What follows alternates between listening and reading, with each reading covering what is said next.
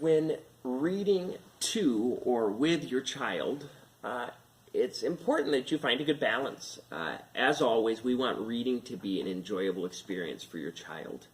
And you should know that all shared reading, whether it's you just reading aloud to them or them reading side by side, is good reading. And so we want to encourage that. As time progresses, though, we want to make sure that kids themselves are getting an opportunity to read, to work their way through words, and not just simply be sitting and listening to mom and dad read once they're at that point. And so we want to make sure that whatever we do, it's an enjoyable process. But so for the earliest readers, those kindergarten, first grade, second grade readers, the reading that happens at home, you might just start at 5 minutes of them trying to read.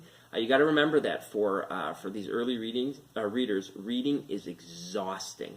Sounding out every word and trying to remember all of these letter sounds and things like that. Obviously, as time goes on, it becomes more automatic. It's not as difficult.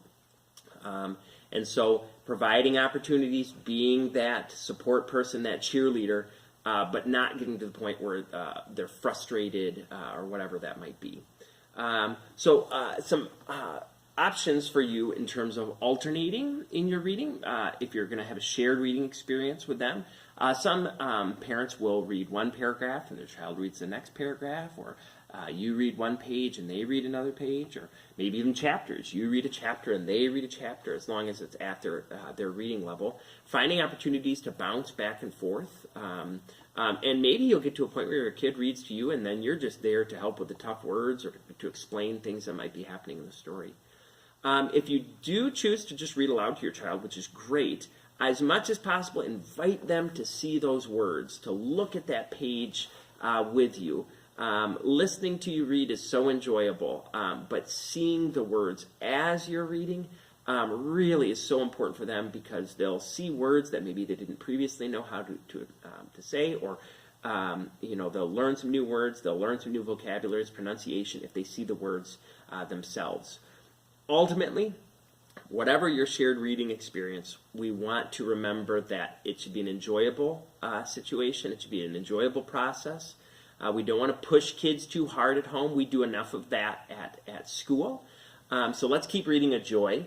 If it's a chore, we're defeating ourselves. And so we need to make sure it's an enjoyable process. We're reading books that they're very, very interested in. And we just need to be patient before we get onto those classics that maybe that we might enjoy a bit more. But being a supportive, encouraging parent, where possible, allowing them to read aloud to you. So whatever your shared reading experience, whether it's alternating back and forth or having them read aloud to you or you read aloud to them, our ultimate goal is just that they're enjoying themselves, that they're having a good time, that not only are they enjoying the content of the book, but also the process of reading and spending time with you, their parent, or with their siblings. So keep reading a joy and make the most of those shared reading experiences.